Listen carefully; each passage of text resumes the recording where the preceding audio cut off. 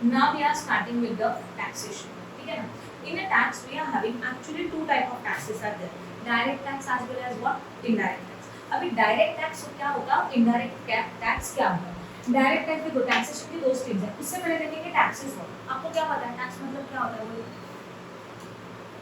बोल सकते हो?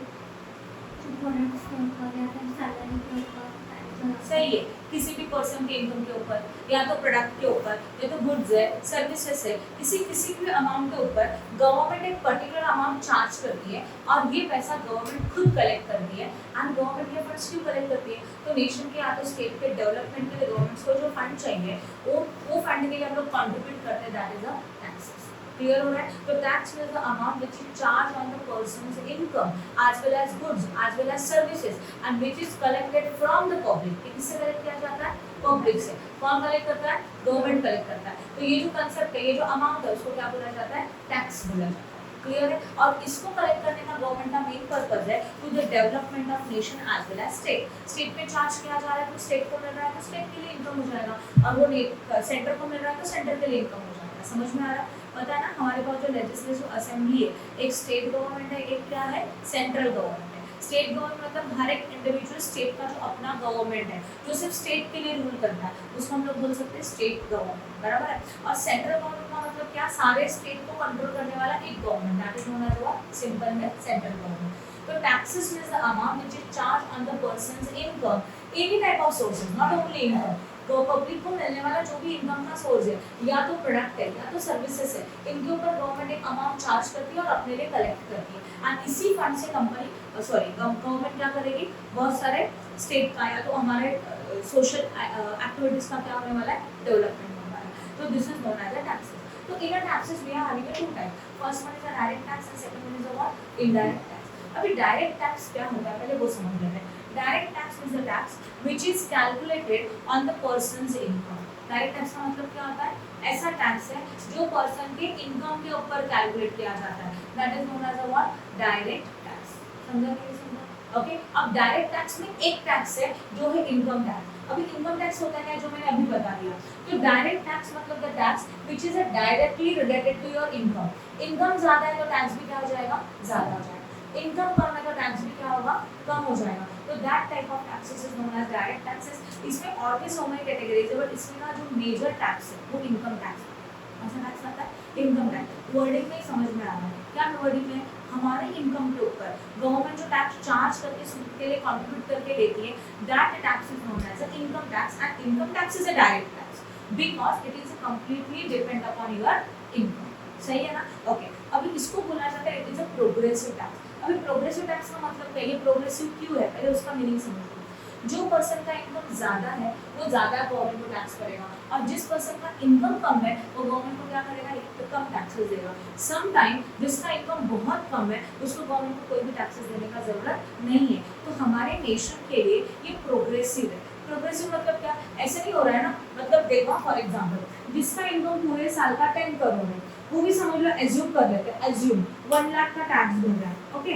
और समझ लो जिसका इनकम ओनली 1 लाख है वो 1 लाख का टैक्स भर सकता है क्या? नहीं भर सकता। तो गवर्नमेंट ने कैसे डिसाइड किया कि गवर्नमेंट बोलता है कि आपके इनकम के ऊपर आपका टैक्स कैलकुलेट किया जाएगा। तो जितना ज्यादा इनकम उतना आपको गवर्नमेंट को ज्यादा टैक्सेस भरना है, और जितना इनकम कम है उतना टैक्स भी क्या हो जाएगा? कम हो जाएगा। Means there is a direct relationship between the income as well as taxes. दोनों के बीच में कौन सा रिलेशनशिप है? डायरेक्ट है। एक इंक्रीज हो रहा है इनकम तो टैक्स भी क्या हो रहा है? इंक्रीज। और अगर इनकम डिक्रीज हो रहा है तो टैक्स भी क्या हो रहा है? Decrease. And this type of tax is known as income tax, that is a direct. समझ में? It is a progressive. ये प्रोग्रेसिव है, हमारे नेशन के डेवलपमेंट के लिए हेल्प कर रहा है। जो ज्यादा रिच लोग हैं वो ज्यादा गवर्नमेंट को टैक्सेस दे रहे हैं। अदरवाइज कुछ लग्जरियस प्रोडक्ट होते हैं उनके ऊपर भी ज्यादा चार्जेस लगाया जाता है, बराबर ना? क्योंकि लग्जरियस प्रोडक्ट कौन यूज करता है? जिनके पास ज्यादा पैसा है, जो ज्यादा रिच है। तो ये हमारे नेशन के लिए क्या हो जाता है? प्रोग्रेसिव रहता है, बराबर? समझ में आया यहाँ पर? एंड जो लोग पुअर है, एक्चुअली गवर्नमेंट ने एक लिमिट डिसाइड करके दिया है 2,50,000। क्या लिमिट बोला मैंने? 2,50,000। तो जिनका पूरे ईयर का that is a whose per annum income is up to 2,50,000 या तो 3 लाख, ये लिमिट चेंज होते रहता है, इट इज नॉट फिक्स्ड। ये याद रखना। पहले ये 2,50,000 का, अब ये 3 लाख हो गया। मतलब जिस पर्सन के पूरे साल का इनकम अप टू 3 लाख है उसको गवर्नमेंट को कोई भी टैक्सेस भरने का जरूरत नहीं है। And whose income is less than 3 lakh, उनको कोई टैक्स भरने का जरूरत नहीं है। अप टू 3 लाख या तो less than 3 lakh. But whose income is more than 3 lakh, they have to pay taxes according to their income. उसके इनकम के अकॉर्डिंग उनको टैक्स भरना पड़ेगा। जैसे कि 3 लाख टू 5 लाख के लिए 10% है, समझा 5% है, फिर 5 लाख टू 10 लाख के लिए डिफरेंट परसेंट है 20%, एंड 10 लाख के अलावा 30%। ऐसा अलग अलग इनको स्लैब रेट बोला जाता है। क्या बोला जाता है इनको? स्लैब रेट बोला जाता है। And this is again changing according to the year to year. ये हमारा जो बजट डिक्लेयर होता है ना, तो ये स्लैब रेट डिसाइड होता है, तो ये फिक्स नहीं होता। प्लीज समझा? ठीक। अभी हम लोग इस साल में, इस सेमेस्टर में आप क्या सीखेंगे? अच्छा, डायरेक्ट टैक्स का मीनिंग समझना। डायरेक्ट टैक्स में कौन सा सब्जेक्ट है मेन? तो इनकम टैक्स। तो डायरेक्ट टैक्स में आपके पोर्शन में हम लोग जो सीखने वाले हैं, TYBBN है, राइट, TYBMS है एंड TYBCom है। इनके लिए जो सब्जेक्ट है वो डायरेक्ट टैक्स में हम लोग स्टडी करने वाले हैं इनकम टैक्स। कौन सा टैक्स स्टडी करने वाले हैं हम लोग? Income tax. अब इनडायरेक्ट टैक्स का थोड़ा सा ओवरव्यू लेते हैं कि indirect taxes is what, but अभी आपके ये क्वेश्चन में नहीं है। Indirect tax is a tax which is not directly related to your income. ये आपके इनकम से डायरेक्ट रिलेटेड नहीं होता, उसको क्या बोला जाता है? Indirect tax. ये टैक्स आप गवर्नमेंट को इनडायरेक्टली पे करते हैं, मतलब आपको पता भी नहीं चलता आपने कितना टैक्स भरा है, उसको क्या बोला जाता है? Indirect tax. जैसे कि ये कैडबरी का पैकेट है, आपने देखा होगा इसके प्राइस के ऊपर ना ब्रैकेट में लिखा होता है इंक्लूसिव ऑफ ऑल टैक्सेस, बोला होता है कि नहीं? अभी इंक्लूसिव ऑफ ऑल टैक्सेस मतलब आपको श्योरली पता है कि कितना टैक्स है? नहीं, but they say that inclusive of all taxes. इसका मतलब अगर ये 50 रुपीज़ का कैडबरी है तो उसमें ऑलरेडी गवर्नमेंट ने आपसे कुछ ना कुछ टैक्स कलेक्ट किया है। ये सर, अभी यहाँ पे आपका इनकम क्राइटेरिया देखा गया था? नहीं। आपका इनकम कितना है देखा गया क्या? नहीं। जो पर्सन करोड़ कमा रहा है उसको भी उतना टैक्स करना है, और जिस पर्सन का इनकम नहीं है, बहुत पुअर है, उसको भी कितना टैक्स पे करना है? Same tax, same amount of tax पे करना है। क्लियर? अदरवाइज देखो, समझ लो एक पर्सन अर्निंग पर्सन है और एक छोटा 5 साल का बच्चा है। अगर अर्निंग पर्सन ने एक कैडबरी का पैकेट ले लिया तभी भी समझ लो उसको 20 रुपीज़ का टैक्स देना पड़ेगा। और वही अगर छोटे 5 साल के बच्चे ने अगर ये कैडबरी का पैकेट ले लिया और उसको कंज्यूम कर लिया, उसका इनकम है क्या? नहीं।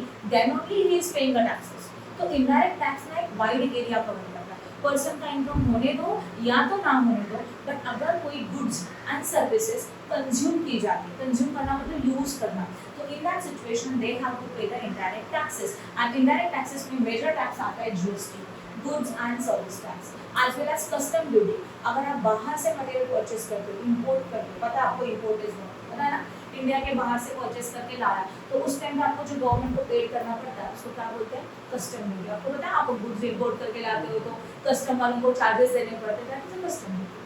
तो गवर्नमेंट ने कुछ गुड्स है जिसका एग्जम्पशन दे दिया है। अगर आप लीकर लेके आ रहे हो बाहर से, लीकर मतलब होता है ना ड्रिंक्स, कोल्ड ड्रिंक्स जिसमें अल्कोहल मिक्स है, तो अल्कोहलिक वाले लीकर्स लेके आ रहे हो, तो वहाँ पे उन्हें गवर्नमेंट ने बोल दिया 1% के लिए 1 लीटर 2 लीटर 3 लीटर से एक पर्टिकुलर 3 लीटर तक का 2 लीटर तक का एक लिमिट डाल के रखा है, उतना लाया तो नो टैक्सेस, उससे ज़्यादा लेके आओगे तो कस्टम ड्यूटी भरना पड़ेगा। क्लियर हो रहा है? 10 ग्राम तक का सोना लाया तो नो टैक्सेस, 40 लेडीज़ के लिए अलग है, जेंट्स के लिए अलग है, ऐसे अलग अलग। एक लैपटॉप आप बाहर से परचेस करके लेके आ रहे हो, खुद के लिए नो टैक्सेस, उससे ज़्यादा लेके आपको टैक्सेस लगेगा। तो this type of taxes known as which duty? Custom duty. तो custom duty and GST comes to which under which category? Indirect tax. दोनों का डिफरेंस समझ में आया? इनकम है तो टैक्स भरना होगा, इनकम नहीं है तो टैक्स भरने का जरूरत, सॉरी उल्टा बोला, इनकम है तो टैक्स भरना है, इनकम नहीं है तो टैक्स भरने का जरूरत नहीं है। यहाँ पे वैसा नहीं है, इनकम हो या ना हो, रिच हो या पुअर हो, we have to pay the same amount of taxes on that product. समझ में आया? तो this is a regressive to the nature. ये नेशन का हमारा डेवलपमेंट नहीं करता, पुअर लोगों से भी उतना ही टैक्स ले रहा है, रिच लोगों से भी उतना ही टैक्स ले रहा है। क्लियर हो रहा है? बट गवर्नमेंट को सबसे ज्यादा रेवेन्यू यहाँ से होता है जीएसटी से, क्योंकि वाइड एरिया कवर है। ओके, तो जीएसटी ऐसा टैक्स है कि जब आप गुड्स एंड सर्विसेज को कंज्यूम करेंगे तब जाके इसके ऊपर चार्ज करेंगे। अब एक इंपॉर्टेंट डिफरेंस है दोनों के अंदर। क्या डिफरेंस है देखते हैं। ये जो जीएसटी है ना, या तो इनडायरेक्ट टैक्सेस है ना, ये चार्ज करने वाला पर्सन अलग है एंड गवर्नमेंट को देने वाला पर्सन अलग है। बता कि उसका मीनिंग क्या है। और डायरेक्ट टैक्सेस है ना, जिसके इनकम के ऊपर चार्ज किया है वही वो गवर्नमेंट को पे करेगा। फॉर एग्जांपल, अगर समझ लो मिस्टर ए है और मिस्टर ए का इनकम समझ लो 5 लाख है। कितना है? 5 लाख। ऐसे बोलो मिस्टर ए का इनकम कितने लाख बोलो? 5 lakh. According to rules, up to 3 lakh, there is no need to pay taxes. Means excess income is how much? 2 lakh. On this 2 lakh, they have to pay taxes at a rate of समझ लो 10%. तो कितना tax आएगा? 20% का tax mister A government को पे करेगा। That is the income tax. Now mister A को clearly पता है कि मैंने कितना टैक्स भरा, उसको पता है कि मैंने 10,000 का टैक्स भरा, और मिस्टर ए ने ये टैक्स किसके इनकम के ऊपर फाइंड आउट किया, खुद के इनकम, मतलब जिसके इनकम के ऊपर टैक्स कैलकुलेट किया वो पर्सन भी मिस्टर ए है, एंड वही अमाउंट वो गवर्नमेंट को खुद पे कर रहा है, तो टैक्स पे करने वाला पर्सन भी कौन है, मिस्टर ए है। समझ में आ रहा है? तो टैक्स चार्ज होने वाला, टैक्स पे करने वाला पर्सन यहाँ पे सेम होता है। This is directly pinched to the SSC. SSC means the person whose income is going to be calculated, मतलब जिस पर्सन का इनकम काउंट किया जा रहा है, वो टैक्स भर रहा है ना, उसको एसएससी बोलते हैं। तो उस पर्सन को पता है कि मैंने कितना टैक्स भरा, उसको अच्छी तरह से पता है। वो समझो मैं यहाँ पे हूँ तो मुझे पता है मैंने 20,000 का इनकम टैक्स गवर्नमेंट को भरा, क्लियर हो गया? ये होता है डायरेक्ट। इनडायरेक्ट टैक्स क्या होता है, देखो समझ लो यहाँ पे है हम लोग mister A, we are a dealer, we are the businessman, ठीक है ना?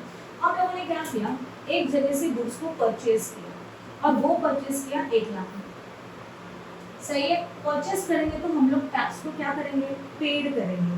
समझ लो ये टैक्स भी 10% का था और वो आया 10,000, बिल बन गया 1,10,000। डाउट है क्या कुछ? बिल कितने का बन गया? आप परचेस करें गुड्स कितने का, 1 लाख। 1 लाख के ऊपर 10% का समझो जीएसटी, बराबर है? आप मार्केट में जाते हो, मोबाइल परचेस करते हो, मोबाइल के बिल के साथ टैक्स भी भर के आते हो ना, कि लेके आते हो घर पे, टैक्स का अमाउंट भी पे करते हो। तो जब भी हम लोग गुड्स को परचेस करेंगे या तो सर्विसेज को लेंगे, we have to pay the taxes.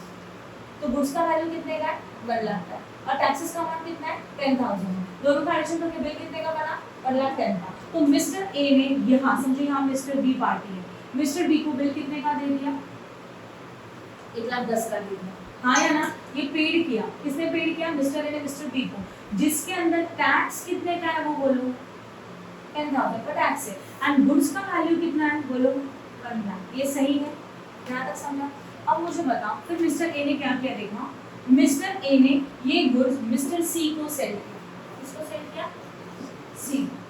अभी मिस्टर ए ने गुड्स कितने में परचेज किए थे, टैक्स को साइड पे रखो, एक्चुअल गुड्स का वैल्यू कितना है, 1 लाख। अब उठा के 1 लाख में बेचेगा क्या, नहीं, प्रॉफिट चाहिए ना, इसने सोचा मैं खुद का प्रॉफिट ऐड करूंगा इसमें 50,000। तो अभी गुड्स का वैल्यू कितना बना, राइट है, 1,50,000 को ये वापस क्या लगाएगा, टैक्स, और 15,000 का समझो लगाया टैक्स 10% से, बिल कितने का बना, 1,65,000। तो मिस्टर ए ने जब सेल किया मिस्टर सी को, तो कितने में सेल किया, 1,65,000 में सेल किया, जिसके अंदर 15,000 का तो टैक्स ही था। यस और नो? समझा कि नहीं समझा? नाउ लिसन, अब क्या है, ये जो 15,000 का टैक्स है मिस्टर ए ने कलेक्ट किया, सेल करते तो पैसा आता है ना? तो अब तो समझो हम लोग मिस्टर ए है और हम लोग क्या कर रहे हैं, गुड्स को सेल कर रहे हैं। गुड्स को सेल किया तो ऐसे टाइम में गुड्स का वैल्यू कितना था, 1,65,000, बट 1,65,000 के अंदर 15,000 का तो मैंने टैक्स ही कलेक्ट किया, और एक्चुअल गुड्स का वैल्यू कितना था, 1,50,000। यहाँ तक समझ में? तो मिस्टर ए ने टैक्स कलेक्ट कितना किया बोलो, 15,000, बराबर? अपने पास रख सकता है क्या, नहीं, ये टैक्स उसको गवर्नमेंट को भरना है। बट मिस्टर ने क्या करेगा, मिस्टर ने बोलेगा जब मैंने परचेज किया था ना तो मैंने खुद 10,000 का टैक्स भरा है। तो मिस्टर ए 15,000 के टैक्स कलेक्शन में से खुद पे किया हुआ 10,000 माइनस करेगा, and remaining amount is how much, 5,000। ये अमाउंट तो गवर्नमेंट को पे करेगा। अभी हो क्या है, मिस्टर ने अपने जेब में से टैक्स भरा है, 15,000 का टैक्स में कस्टमर से लिया, उसमें से जो खुद का पे किया हुआ वो माइनस किया और रिमेनिंग गवर्नमेंट को भर दिया। तो मिस्टर की जेब से जा रहा है क्या, नहीं, एक्चुअल टैक्स किसने भरा, मिस्टर सी ने दिया टैक्स, सही है ना? मिस्टर सी अपने जेब से 15,000 दे रहा, तो जिसके ऊपर टैक्स चार्ज किया गया वो मिस्टर सी है, बट गवर्नमेंट को पे करने वाला कौन है, मिस्टर ए है। तो यहाँ पे ये दोनों लोग अलग अलग होते हैं, समझ में? इनडायरेक्ट टैक्सेस ना किसको चार्ज किया जाता है पता है, जो पर्सन गुड्स को कंज्यूम करता है वो फाइनली टैक्स भरता है, समझा? जैसे कि मैं अभी आपको सर्विसेज प्रोवाइड कर रही हूँ, समझो मैंने क्लासेस रजिस्टर कर दी है तो मैं आपको फीस के साथ टैक्स बताऊंगी, right?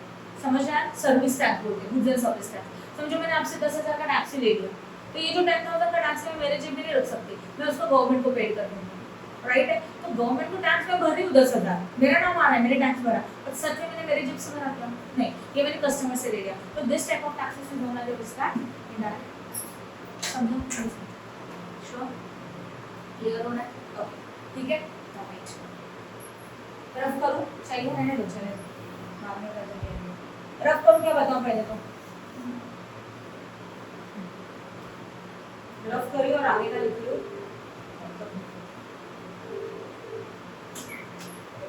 Hello,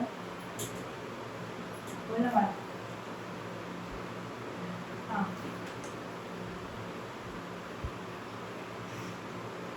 rainbow in the sky ना, म्हणजे काय करायचं, हाफ पेज म्हणजे हाफ पेजवर आपलं जे पेज आहे त्याचा हाफ पार्ट ना पूर्ण ढग दाखवायचा, ढगाचा पोर्शन म्हणजे निळं करायचं, म्हणजे ढग नाही त्याच्यामध्ये निळं किंवा थोडंसं काळं असं, आणि मग त्याच्यात कुठेतरी सूर्य उगवला आणि एका साईडला रेनबो उगवला.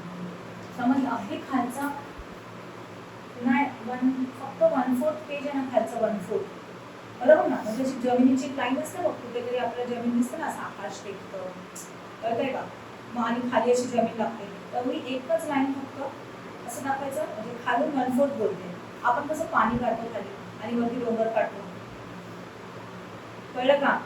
व्हिडिओ कॉल कर, व्हिडिओ कॉल कर, सांगते तुला.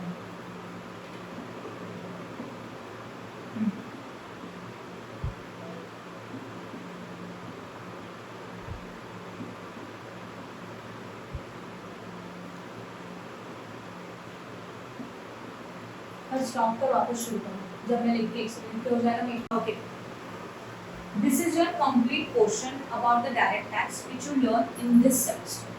जो हमारा 5th सेमेस्टर है या तो 3rd सेमेस्टर है, डायरेक्ट टैक्स बोलेगा तो ये पूरा पोर्शन लोगों को सीखना है. तो इस पोर्शन का थोड़ा ओवरऑल व्यू लेते हैं क्या है. सबसे पहला हेडिंग है residential status. Now residential status means what.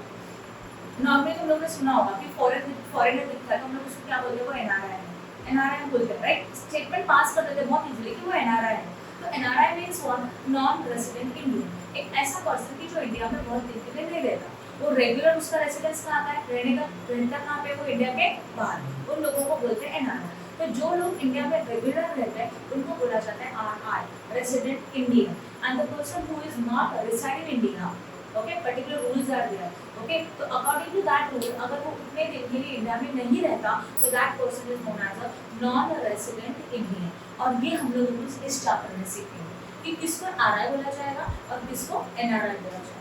These are the two rules under this category, that is residential status. फिर क्या आता है, scope of total income according to their status, कि वो एनआरआई है कि वो आरआई है, उसके स्टेटस के अकॉर्डिंग वो पर्सन का जितना भी अर्निंग है उस इनकम के ऊपर वो इंडियन गवर्नमेंट में टैक्स पे करेगा कि नहीं करेगा. ये रूल्स हम लोग यहाँ पे सीखेंगे. That is what, scope of total income. समझ में. अभी मुझे एक बात बताओ, कोई पर्सन फॉरेनर है जो एनआरआई है, वो इंडियन गवर्नमेंट को टैक्स भरेगा क्या, नहीं. वो बोलेगा मैं तो यहाँ रहता ही नहीं हूँ तो मैं इंडियन गवर्नमेंट को टैक्सेस क्यों दूँ. तो उसमें ऐसे कौन से लोग हैं जो इंडियन गवर्नमेंट को टैक्सेस पे करेंगे एंड जो इंडियन गवर्नमेंट को टैक्सेस पे नहीं करेंगे. These are the rules comes under this type of questions, that is the scope of total income. समझ में. ये पहला क्वेश्चन हो गया, ठीक है. उसके बाद अभी बीकॉम के लिए बता रहा हूँ, स्कोप ऑफ टोटल इनकम सबसे इजी चैप्टर है एंड नॉर्मली आपके पेपर में इसमें से 10 मार्क का क्वेश्चन आता है, नॉर्मली आता है. नहीं आया बाय मिस्टेक तो ठीक है, बट नॉर्मली 10 मार्क का क्वेश्चन पेपर आता है. TYBMS से इसमें से एक क्वेश्चन पेपर में क्वेश्चन होता ही है. तो आप ये 10 मार्क बहुत इजीली, मतलब पूरे टैक्सेशन में इससे इजी चैप्टर नहीं है, इससे इजी कंसेप्ट नहीं.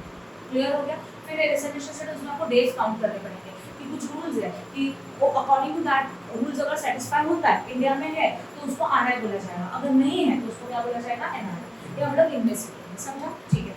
अभी हमारा मेन डायरेक्ट टैक्स में क्या है, इनकम टैक्स का टैक्स है. अभी income tax what says that, income tax says that कि जिसका इनकम है उसको टैक्स भरना है. तो first of all we have to find out the income. हम लोगों को उस पर्सन का पूरे ईयर का 1 ईयर का इनकम फाइंड आउट करना है. तो इनकम टैक्स डिपार्टमेंट ने इनकम के जो सोर्सेस है उनको 5 कैटेगरी में डिवाइड किया. उसको बोला जाता है हेड्स ऑफ इनकम. क्या बोला जाता है उसको, heads of income. We are having a total 5 heads of income. कितने टोटल, 5 हेड्स ऑफ इनकम. कौन कौन से हैं देखो जरा. सबसे पहला है income from salary, means the person who is doing a regular job. जो लोग रेगुलर जॉब करते हैं किसी कंपनी में, कहीं पे भी एम्प्लॉई है तो उनके मिलने वाला जो इनकम है ना वो आता है इनकम फ्रॉम सैलरी. तो उस सैलरी में से किसके ऊपर टैक्स भरना है, कितने अमाउंट्स एग्जम्प्टेड है, किसके कौन से टैक्सेबल है, इनके रूल्स हम लोग यहाँ सीखेंगे. समझ में आया. फिर आता है income from house property, means if the person is there and he is having a house property, उसके पास हाउस प्रॉपर्टी है, उसको भाड़े पे दे दिया. तो भाड़े पे दिया तो क्या मिलता है उसके ऊपर, रेंट मिलता है. तो जो रेंट के जो रूल्स एंड रेगुलेशंस है कि वो अभी डायरेक्टली रेंट मिला तो क्या टैक्सेबल होगा क्या, नहीं. गवर्नमेंट ने उसको कुछ रूल्स एंड रेगुलेशन डिसाइड किए, तो सारे रूल्स एंड रेगुलेशन हम लोग इस चैप्टर में सीखेंगे. That is the income from what, house property. समझ में आया. फिर आता है income from business and profession. मतलब समझो मेरा बिजनेस है या तो प्रोफेशन. सबसे पहले what is the difference between the business and profession. Business अलग होता है, प्रोफेशन अलग होता है. क्या डिफरेंस है बताओ. बता सकते हो? Business means buying and trading activity, जहाँ पे गुड्स को बाई किया जाता है, गुड्स को सेल किया जाता है, वो होता है बिजनेस। एंड सर्विसेज मतलब we can say that profession means one specific qualification is required for that business. जैसे कि डॉक्टर ने अपना हॉस्पिटल खोला है, तो डॉक्टर के लिए क्या चाहिए? स्पेसिफिक क्वालिफिकेशन चाहिए, उसके से और हॉस्पिटल स्टार्ट कर सकता है क्या? नहीं। तो प्रोफेशन मतलब ये होता है chartered accountant, engineer, doctor, lawyer, teacher, professor, बराबर ना? तो ये सारे जो है वो प्रोफेशन है, वो एक्चुअल में सर्विस प्रोवाइड करते हैं, वो गुड्स सेल नहीं करते, बराबर है? क्या प्रोवाइड करते हैं? Service, and that is known as a profession. और बिजनेस मतलब वहाँ पे ट्रेड होता है, बाय एंड सेल का एक्टिविटी होता है, उसको क्या बोला जाता है? तो बिजनेस एंड प्रोफेशन का अगर आपका इनकम है तो उस इनकम में से क्या टैक्सेबल है, क्या नॉन टैक्सेबल है, वो रूल्स एंड रेगुलेशंस आप लोग यहाँ पे सीखेंगे। ये भी लॉजिक समझ में आया। उसके बाद आता है income from what? Capital gain. अभी कैपिटल गेन का मतलब क्या? If we are having any assets and that assets are sold in the market, आपके पास कुछ भी एसेट्स और उसको आपने सोल्ड कर दिया, तो सोल्ड करने के बाद ऑब्वियसली आपको कुछ ना कुछ इनकम होने वाला है, तो वो इनकम के ऊपर कितना टैक्स लगेगा, वो इनकम कैसे फाइंड आउट करना है? That is known as the income from capital gain. समझा? ओके। एंड जो इनकम ऊपर के 4 हेड में नहीं आता, मतलब salary, house property, business and profession and capital gain, इनमें नहीं आता, बट फिर भी वो आपके लिए इनकम है, वो कंसीडर होता है income from other source. Example बता दूं, interest on bank FD. Bank FD पता है? बैंक के एफडी में पैसे रख के फिक्स डिपॉजिट है, उसके ऊपर आपको इंटरेस्ट मिलता है। अब मुझे बता दो उसके ऊपर आपको इंटरेस्ट मिल रहा है, तो ये सैलरी है क्या मेरा? नहीं। हाउस प्रॉपर्टी का रेंट है क्या? नो। इंटरेस्ट मिलना मेरा बिजनेस है क्या? नो। एसेट्स को सोल्ड किया है क्या? नहीं। बट मेरा इनकम तो है ना। तो ऐसे इनकम के जो ऊपर के 4 हेड में नहीं आते, वो कौन सी कैटेगरी में आते हैं? सारे के सारे इनकम फ्रॉम अदर सोर्स। सब कुछ लॉटरी का पैसा मिला, हॉर्स में मिला, ग्लैम्बिंग में मिला, इंटरेस्ट मिल रहा है एफडी में से, कुछ भी एक्स्ट्रा इनकम, वो सब कुछ कौन सी हेडिंग में आएगा? Income from other source. तो गवर्नमेंट ने हमारे इनकम में कितनी कैटेगरीज बनाई? 5। इनमें से कहीं ना कहीं हमारा इनकम आता है, अकॉर्डिंग टू दैट हम लोग इनकम फाइंड आउट करेंगे और उस इनकम के ऊपर बाद में हम लोग टैक्स देंगे। आपको टैक्स कैलकुलेशन नहीं है, अभी हम लोग क्या सीखने वाले हैं? How to find out the persons income, person का इनकम कैसे फाइंड आउट किया जाएगा जो टैक्सेबल है, जिसके ऊपर आगे जाके टैक्स लगेगा। समझा? क्लियर है? अब नेक्स्ट चैप्टर आता है डिडक्शन। Deduction under section 8। अभी जैसे ही हमारा टोटल इनकम है, उस इनकम में से ना कुछ अमाउंट माइनस करने को अलाउड है। अब कौन सी अमाउंट माइनस करने को अलाउड है वो भी गवर्नमेंट ने डिसाइड करके दिया है। उसके सेक्शंस है 80C, 80CCC, 80D, 80U, ये पूरे उसके सेक्शंस है। तो अकॉर्डिंग टू दैट सेक्शंस हम लोग वो अमाउंट माइनस करेंगे and remaining amount is known as the net taxable income, मतलब उस इनकम के ऊपर आप सीधा टैक्स कैलकुलेट करोगे। क्लियर? तो डिडक्शंस में हम वो सीखेंगे। समझा कि कौन-कौन से अमाउंट है जो माइनस करने को अलाउड है? समझा कि नहीं समझा? क्लियर?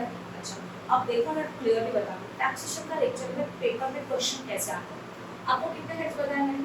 5। इसके ऊपर तो इंडिविजुअल क्वेश्चन आता है, ठीक है? पर ये जो 5 हेड्स है ना, इनमें से कोई भी 2 हेड्स का कॉम्बिनेशन विद दिस 2 पॉइंट आपका एक क्वेश्चन बनेगा। कोई भी 2 हेड्स आप नहीं बता सकते, एक तो सैलरी रहेगा, उसमें से कॉस्ट ऑफ लिविंग, राइट? तो दोनों हेड्स का क्वेश्चन प्लस डिडक्शन से के 2 से 3 पॉइंट आते हैं, 2 से 3 डिडक्शंस आते हैं और इनका होप मिलके एक क्वेश्चन बनता है 15 मार्क्स का, या तो 10 मार्क्स का, या तो 20 मार्क्स, जितना लेंथ है उसके ऊपर। आप सबके लिए एक क्वेश्चन 15 मार्क्स के लिए आएगा, आपके लिए क्वेश्चन 10 मार्क्स के लिए हो सकता है, या तो सीधा लेंथी रहेगा तो 20 मार्क्स के लिए हो सकता है। क्लियर हो रहा है? अब मुझे आप बताओ, आप 4 हेड में तो थे, एक हेड में एब्सेंट थे, तो आप सम सॉल्व कर सकते हो? नहीं कर सकते। टैक्सेशन के पोर्शन में मुझे 100% अटेंडेंस चाहिए, तभी जाके आपको ये समझेगा। और अगर आप एब्सेंट हो तो मैं कुछ नहीं कर सकती, मैं बोलेगी घर पर बैठो, क्योंकि नहीं समझेगा।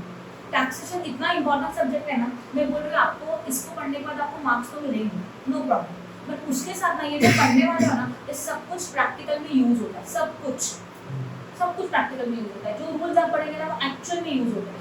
इन फ्यूचर जाके अगर हम लोग हमारा IT रिटर्न फाइल करना चाहते हैं, इनकम टैक्स का रिटर्न, आपको गवर्नमेंट को टैक्सेस देना है, ये रूल्स अप्लाई किया जाता है और कुछ नहीं। बट ये भी लिमिटेड पोर्शन है, क्योंकि आपको एक पोर्शन डिसाइड किया गया है, एक्चुअली बहुत वास्ट है। पर इनकम टैक्स का ऑलमोस्ट 60 to 70% पोर्शन यही है, समझ रहे हो? तो ये प्रैक्टिकल पॉइंट ऑफ व्यू से भी इंपॉर्टेंट है और ये एग्जाम के पॉइंट ऑफ व्यू से भी इंपॉर्टेंट है। तो उसको पढ़ते वक्त ये सोचो कि आप प्रैक्टिकली पढ़ रहे हो। इसके हर एक चैप्टर में रूल्स एंड रेगुलेशंस है, अगर वो रूल्स एंड रेगुलेशंस आपने अच्छी तरह से याद किए तो ये सब्जेक्ट आपको बहुत इजी जाएगा।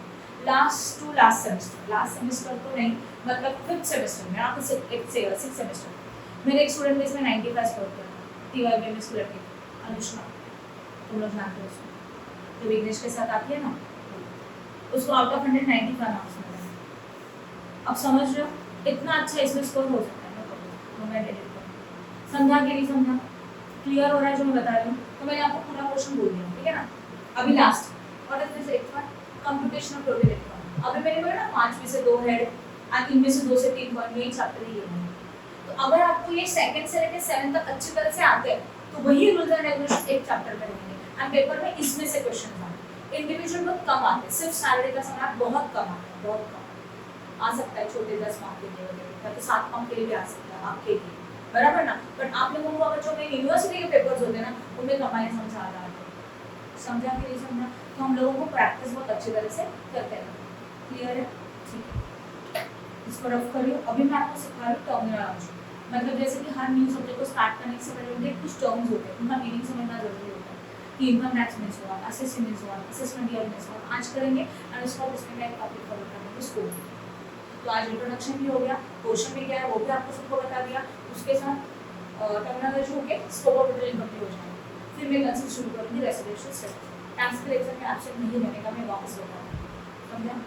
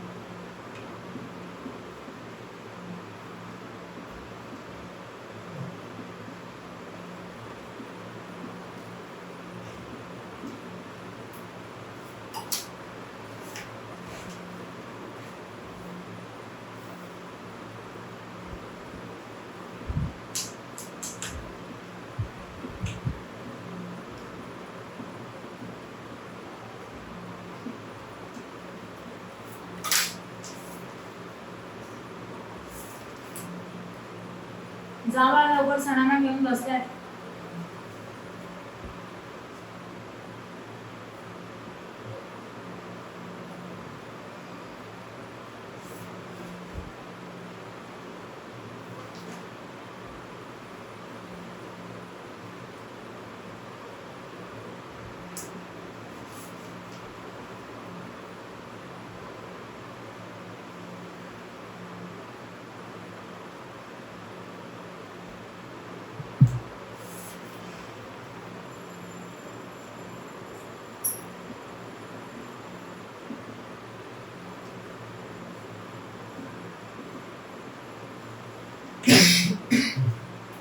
पानी चाहिए आपको?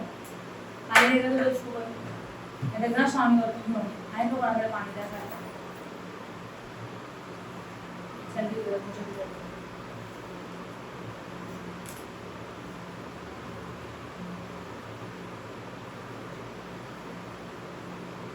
असर चलो वो बैठे हैं दबाने करना ना है प्रेशर अभी सबको शामिल करके ऑप्शन नहीं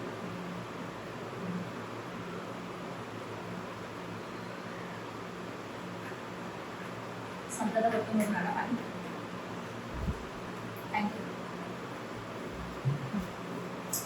चालू है ना। अभी हम लोग देखेंगे टर्मिनोलॉजी, कुछ टर्म्स है उनके मीनिंग देखेंगे। First one is income tax. अब इनका हम लोग ने इसी के बारे में बात की। इनकम के ऊपर जो टैक्स कैलकुलेट किया जाता है और जो गवर्नमेंट को पे किया जाता है ताकि हमारा वो इनकम टैक्स राइट है ओके। तो हमारे मतलब पर्सन के इनकम के ऊपर जब टैक्स कैलकुलेट करके वो पे किया जाता है that amount is known as income tax. Next one is assessment year. अभी हमारे पास दो ईयर्स है, एक है assessment year and another one is a previous year. Now what is the meaning of assessment year, what is the meaning of previous year. Example देखो, current year कौन सा चालू है 25 26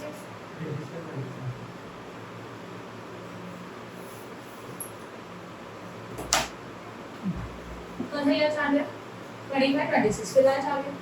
and you know it very well, our year starts from what, which day, which month, 1st April and ends on what 31st March. Financial year otherwise taxation में अगर हमारा year starting it's a compulsory first April and ending is what 31st March. Compulsory यही होगा।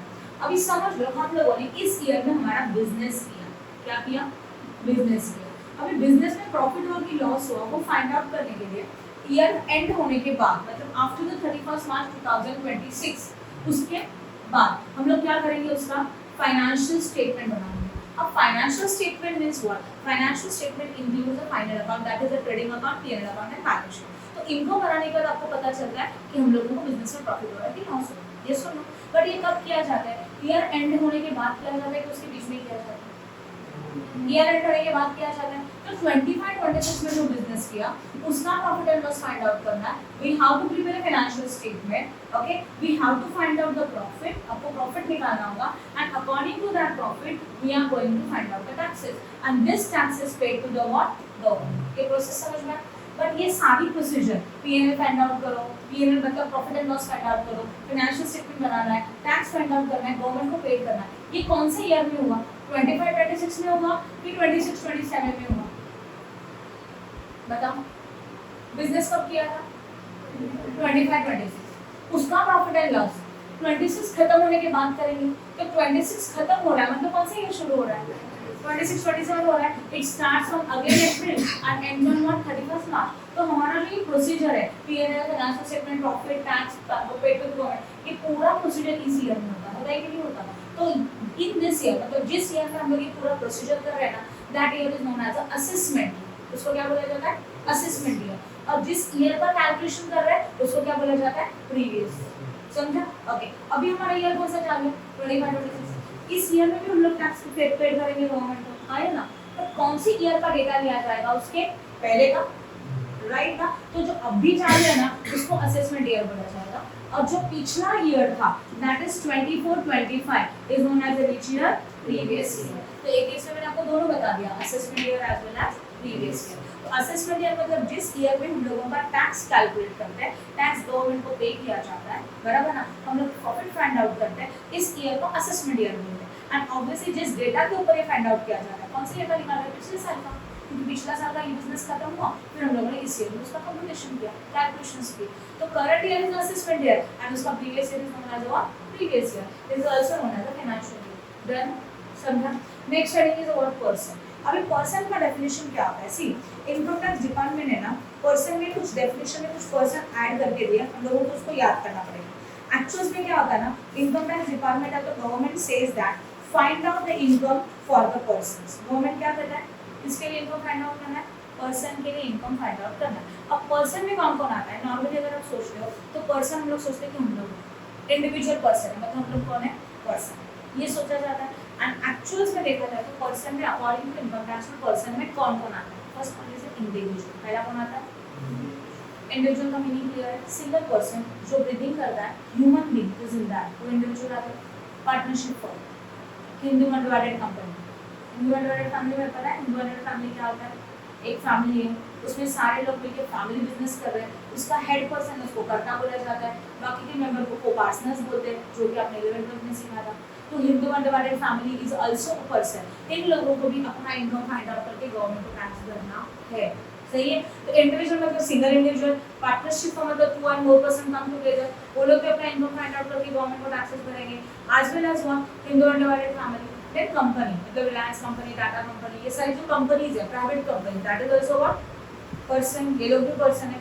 फिर आता है हम लोगों का association of person. Association of person में क्या होगा, देखो एसोसिएशन ऑफ पर्सन मतलब कुछ लोग 2 और मोर पर्सन कम टुगेदर और ग्रुप में मिलकर बिजनेस कर रहे हैं, उसको बोला जाता है association of person. And as well as body of individual, same जब ये बिजनेस कर रहे तो उनका मेन एम प्रॉफिट अर्निंग नहीं, वो लोगों को सर्विस प्रोवाइड करना चाहते हैं मिनिमम कॉस्ट में, that is the body of individual. कुछ इंडिविजुअल्स है एक साथ आके बिजनेस कर रहे हैं, तो वो हो गया what, body of individual. As well as ये दोनों आते हैं association of person, body of individual, local authorities. Local authorities में आता है all type of offices, government, even government offices also, LIC, Navi Mumbai Mahanagar Palika, district court, high court, ये सब यहाँ पे जाने बराबर है। एंड फिर नेक्स्ट वन आता है आर्टिफिशियल जुडिकल पर्सन, मतलब ऑल टाइप ऑफ टेम्पल्स, जैसे कि सिद्धिविनायक ट्रस्ट, सिद्धिविनायक टेम्पल, इसको भी पर्सनलिज्म किया गया और वो भी अपने इनकम के ऊपर गवर्नमेंट को टैक्स भरेगा। तो ये जो कैटेगरीज मैंने बताया, individual, firm, Hindu undivided family, company, association of person, body of individual, local authority and artificial juridical person. All these persons comes under the category of person. They have to find out their income and they have to get access to the government. Then समझा? Clear हो गया? ठीक है? अभी next है, ये हमारा terminology का person का definition हो गया. After that आता है assessee. Assessee is the person whose income is going to be calculated. ऐसा एक person की जिसका income हम लोग calculate करते हैं और उस income के ऊपर वो person government को tax भी भरता है. उस पर्सन को क्या बोला जाता है? एसेसी. क्लियर है? एंड लास्ट आता है इनकम. इनकम का डेफिनेशन मुझे देने का जरूरत नहीं है. जो पैसा आपको जहाँ से मिल रहा है वो सब हमारे क्या बन जाता है? इनकम. क्लियर हो गया टर्मिनोलॉजी में कुछ डाउट है क्या? गुड. ओके, हमारा चैप्टर है residential status and scope of protection. इस चैप्टर में जितने भी रूल्स है ना वो सारे मैंने दोनों भी यहाँ पे लिखे हैं. अब मैं दोनों आज एक्सप्लेन करूँगी. पहले ये एक्सप्लेन करूँगी और तब जाके, ठीक है? सबसे पहले हमारा कंसेप्ट है रेसिडेंशियल स्टेटस. रेसिडेंशियल स्टेटस का मीनिंग क्या था कि वो पर्सन का स्टेटस क्या है, वो इंडिया में रहने वाला है कि इंडिया के बाहर रहने वाला है. ये जब हम लोग डिसाइड करते हैं तो उसको बोला जाता है residential status. Now we are having so many persons ना, इंडिविजुअल भी पर्सन होता है, पार्टनरशिप फॉर्म भी होता है. तो अभी हम लोग देख रहे हैं रेसिडेंशियल स्टेटस किसका? इंडिविजुअल का. इंडिविजुअल मतलब ह्यूमन बीइंग, राइट है? तो उसका सेक्शन है सेक्शन 6 सबसेक्शन 1. उसमें दो कैटेगरीज आती है, RI and what? NRI. RI का फुल फॉर्म है रेसिडेंट इंडियन और एनआरआई का मीनिंग क्या होता है? Non resident Indian. तो अगर देखो यहाँ पे ना कुछ रूल्स है. Rule number 1 and rule number 2. If any person satisfied any one of this rule, कोई भी पर्सन ने, कोई भी इंडिविजुअल ने अगर 1 and 2 में से कोई भी एक रूल सेटिस्फाई किया तो वो कौन बन जाएगा? आरआई. और अगर नहीं किया तो वो कौन बन जाएगा? NRI. Now what are the rule? Rule is what? He should, देखो first rule is what? 182 days है और मोर इन इंडिया. इसका मीनिंग क्या आता है? कोई भी जो पर्सन है, he should reside in India for 182 days or more in that previous year.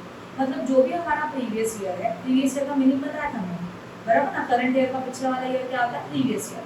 तो पर्टिकुलर प्रीवियस ईयर जो भी स्टार्ट होता है अप्रैल को एंड एंड होता है बोलो मार्च को. अगर इस पीरियड में वो इंडिया में 182 डेज या तो उससे ज्यादा दिन के लिए रहता है, रिसाइड करना मतलब रहना, तो ऐसे सिचुएशन में we can say that if he satisfied this condition then his status is what? RI. तो कौन बन जाएगा? आरआई. कोई भी पर्सन अगर ये फर्स्ट फुल कंडीशन सैटिस्फाई करता है तो उसका स्टेटस क्या बनेगा? समझा? Condition is what? Previous year में वो इंडिया में कितना होना चाहिए? 182 डेज या तो उससे ज्यादा. पॉइंट नंबर 1 समझो. Okay, if he is not satisfied the first condition, अगर उसने पहला कंडीशन सैटिस्फाई नहीं किया तो बीच में क्या लिखा है? और मतलब फर्स्ट नहीं है ना, you can apply the second one, but in the second one A and B both condition you have to satisfy. A and B दोनों satisfied होना चाहिए, तब जाके हम लोग बोल सकते हैं कि second condition is satisfied. समझ में आ रहा है? तो उसमें का एक है 60 days in the previous year, मतलब वो इंडिया में previous year में 60 days है तो उससे ज़्यादा दिन के लिए होना चाहिए. If yes, then we have to apply second one also, 365 days or more in the 4 preceding previous year. मतलब प्रीवियस ईयर छोड़ के उसके पहले के 4 साल में वो इंडिया में एटलीस्ट 365 डेज या तो उससे ज़्यादा होना चाहिए. अगर है, इसका मतलब ए एंड बी दोनों कंडीशन फुलफिल हुआ, दोनों हुआ मतलब सेकेंड कंडीशन सेटिस्फाइड हुआ, means he is our RI. समझा? समझो, ए हो रहा है, बी नहीं हो रहा है, he is not satisfied the second condition. दोनों हुआ तभी सेकेंड फुलफिल हुआ. तो 1 and 2 दोनों में से कोई एक कंडीशन सेटिस्फाइड होता है तो क्या बन जाएगा बोलो? आरआई. नहीं होगा तो व्हाट? एनआरआई. देन समझ में आया दोनों condition. Now some exceptional cases आ गया. Which are the exceptional cases? Exception लिखा है, कुछ चीजें रहती है जिसमें एक्सेप्शन होती है. इन लोगों के लिए अप्लाई करना है कौन सा rule only? That is a 180. In category के लोगों के लिए जो एक्सेप्शनल केस है उनको हम लोग ये रूल अप्लाई नहीं कर सकते. इस कैटेगरी के पर्संस के लिए we have to apply only first rule. If first rule is satisfied now then we can say that he is RI. अगर पहला रूल सेटिस्फाइड नहीं हुआ तो we can say that he is or directly NRI. You can't apply this second condition. समझा? ठीक. अब exceptional cases are what? If that person is an Indian origin, वो person क्या है? इंडियन ओरिजिन है. अभी Indian origin means what? If that persons birth place, उसका खुद का बर्थ प्लेस या तो उसके पेरेंट्स का बर्थ प्लेस, पेरेंट्स में दोनों आते हैं, mother and father. If his birth place, his parents birth place और his grand parent birth place, मतलब क्या?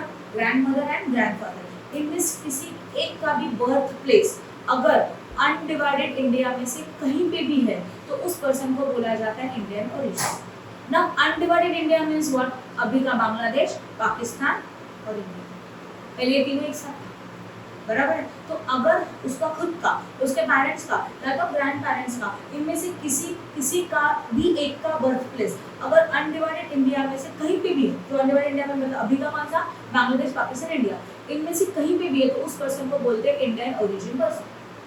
समझा? मतलब अभी समझ लो हम लोगों को क्वेश्चन की जो सिचुएशन है वो इंडियन ओरिजिन पर्सन है, समझ बोला रहेगा इंडियन ओरिजिन पर्सन, आपको देखने का जरूरत है बर्थ प्लेस कहाँ, wording is available, Indian origin, Indian citizen, तो assume that Indian origin person. तो ऐसे सिचुएशन में वो इंडियन ओरिजिन पर्सन बाहर रह रहा है फिलहाल के लिए और वो इंडिया में आया विजिट के लिए, इसके लिए इंडिया में आया विजिट, जस्ट विजिट के लिए आया, घूमने के लिए आया, विजिट के लिए आया, या तो he is inside in India, वो अभी इंडिया में रह रहा है but because of some reason he is goes outside India for the employment and shipping, वो इंडिया के बाहर गया इसके लिए employment as well as shipping.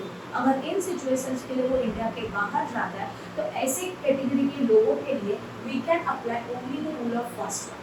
If this one is satisfied, then he is RI. If this one is not satisfied, we can say that they are the NRI. Condition clear हो गया अच्छी तरह से। तो सेक्शन 6 सबसेक्शन में दो categories है, RI as well as what NRI। Okay, अगर वो NRI है मतलब कौन है, नॉन रेसिडेंट इंडियन है, तो कंक्लूजन लिखो, सॉल्यूशन खत्म।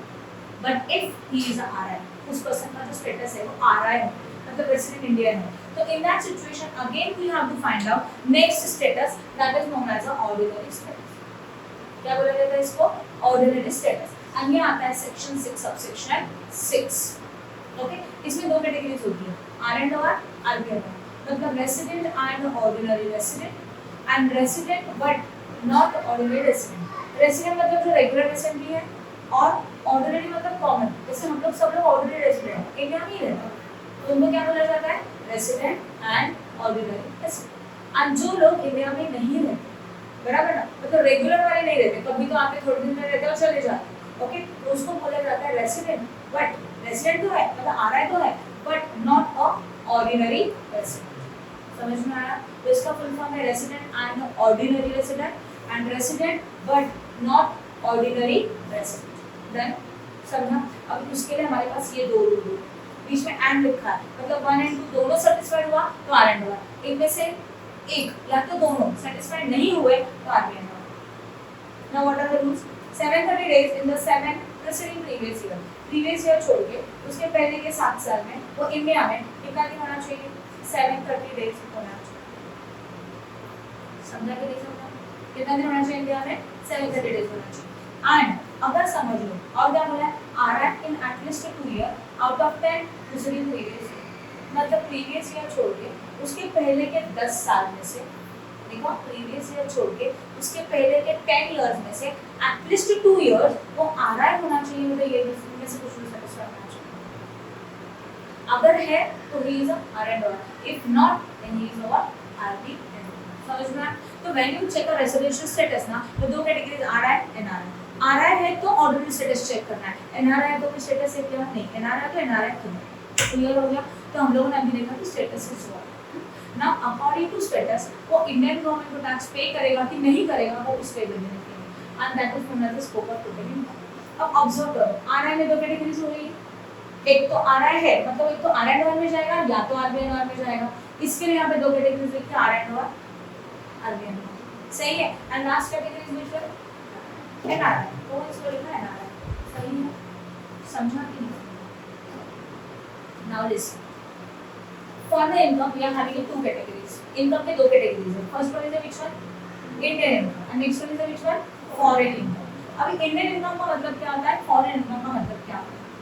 Indian income में ये 4 टाइप के इनकम्स आ रहे हैं, इनमें से कुछ भी इनकम है ना तो वो इंडियन इनकम है। ओके, कौन कौन से देखो, first one is received in India, कुछ भी इनकम इंडिया में मिला, अब भी मुझे किसी ने फीस दे दिया, received in India, deemed to be received in India, in future पैसा मिलने वाला है, अभी मिला नहीं है बट मिलने वाला है, अभी आज आपको मैं क्लास ले रही हूँ तो आगे जाके आप मुझे पैसे दोगे, तो that is a deemed to be received in India. India में पैसा मिलने वाला है, वो भी इंडियन इनकम है। Then accrued in India, India में इनकम जनरेट हो रहा है, क्रिएट हो रहा है, अभी मैं आपको सर्विस दे रही हूँ, इनकम इंडिया में जनरेट हुआ, that is known as accrued in India. And deemed to be accrued India मतलब इंडिया में इनकम जनरेट होने वाला है, कल भी तो मैं लेक्चर दूंगी, भी इनकम जनरेट होगा, that is known as what, excluding India. Clear हो रहा है? इनमें से 4 कैटेगरी में से कोई भी कैटेगरी हो, that is Indian income, and Indian income is a taxable to all. कोई भी होगा, एनआरआई लोग है ना, उसको भी इंडिया में टैक्स भरना पड़ता है अगर वो इंडियन इनकम है तो। एनआरआई है जो बाहर रहता है, इंडिया में आया 10 दिन के लिए, 10 दिन के लिए बिजनेस किया और पैसा लेके चला गया, गवर्नमेंट से अगर इंडिया में कमाएगा टैक्स भरो। समझ में आ रहा है? तो गवर्नमेंट ने डिक्लेयर कर दिया आपका कैटेगरी कोई भी होने दो, आप आरआई होने दो, आप आरबीएन हो, आपका एनआरआई हो, फिर भी अगर आपका इनकम इंडियन इनकम है तो उस इनकम के ऊपर आप इंडियन गवर्नमेंट को टैक्स पे करो। क्लियर हो रहा है? समझा? अब आता है फॉरेन इनकम। फॉरेन इनकम में 2 कैटेगरीज आती है, controlled with in India, controlled outside India. Now what is this controlled with in India and outside India? मतलब हमारा जो बिजनेस है ना वो बाहर है, फैक्ट्री बाहर है, इंडिया के बाहर, बट उसका जो मैनेजमेंट है, डिसीजन है, वो इंडिया से हुआ है। उसको क्या बोलते हैं? Control with in India. ऐसे कैटेगरी में एनआरआई बोलते हैं मेरा कोई संबंध नहीं है, मैं तो इंडिया के बाहर रहता, बराबर है, तो वो इंडियन गवर्नमेंट को टैक्स नहीं देंगे। पर जो लोग ये कैटेगरी के R and R, RBN, first 2 category वो आरआई हो चुके हैं, तो उन लोगों को इंडियन गवर्नमेंट को टैक्स भरना पड़ेगा। समझ में आया? तो जब हमारा फॉरेन इनकम है, मतलब हमारा जो फैक्ट्री, फॉरेन इनकम मतलब समझ लो फॉरेन का पैसा है, इन शॉर्ट, तो आपका फैक्ट्री बाहर है, पर मैनेजमेंट इंडिया से हो रहा है, that is controlled with in India. अब ये कंट्रोल्ड विद इन इंडिया ये सेंटेंस का क्वेश्चन में डायरेक्टली दिया रहेगा, कभी एज्यूम करने का कंट्रोल्ड विद इन इंडिया खुद से नहीं। ओके, ऐसे सिचुएशन में फर्स्ट और 2 टाइप को टैक्सेबल, लास्ट वाले को और नॉन टैक्सेबल। समझा कि नहीं समझा? ओके, एंड लास्ट कैटेगरी आता है कंट्रोल आउटसाइड इंडिया। बिजनेस भी बाहर है, कंट्रोल भी बाहर है, तब क्या? तब वो लोग जो इंडिया के रेगुलर रेसिडेंट है, वो लोग इंडियन गवर्नमेंट को टैक्स देंगे, that is a resident and ordinary resident, मतलब फर्स्ट कैटेगरी को टैक्सेबल, बाकी 2 लोगों को नॉन टैक्सेबल। ये समझ में आया? अब थोड़ा कंक्लूजन देख लेते हैं। कोई भी कैटेगरी होने दो, इंडियन इनकम होने दो, फॉरेन इनकम होने दो, फर्स्ट वाले को सब टैक्सेबल है ना? और अगर फॉरेन इनकम है तो एनआरआई को नॉन टैक्सेबल। सही है?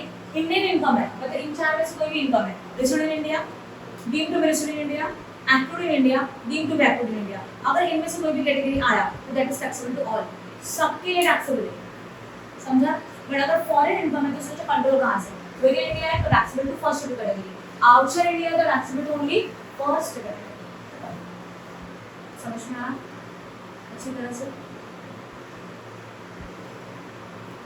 Now we are starting with the question number 28. This is a question of Manan Prakash. Remember this, huh?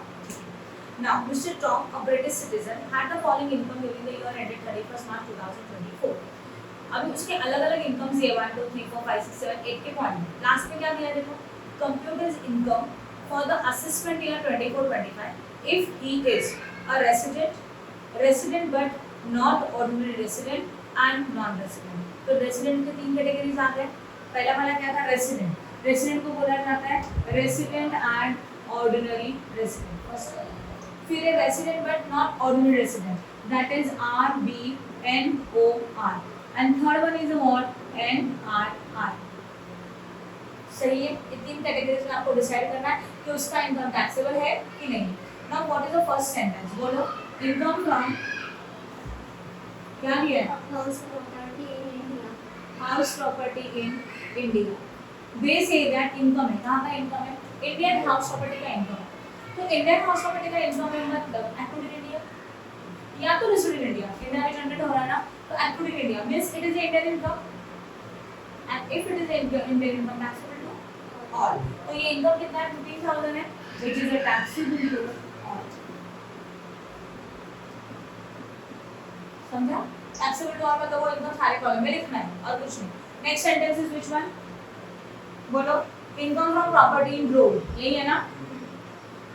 Income from property in road. Property कहाँ पे? इंडिया में कि बाहर? अच्छा, बाहर है मतलब कौन सा इनकम बन गया? कंट्रोल के बारे में कुछ बोला है क्या? No, this control outside India, it is taxable to only first one, that is R&D. Okay, and that is the income is how much?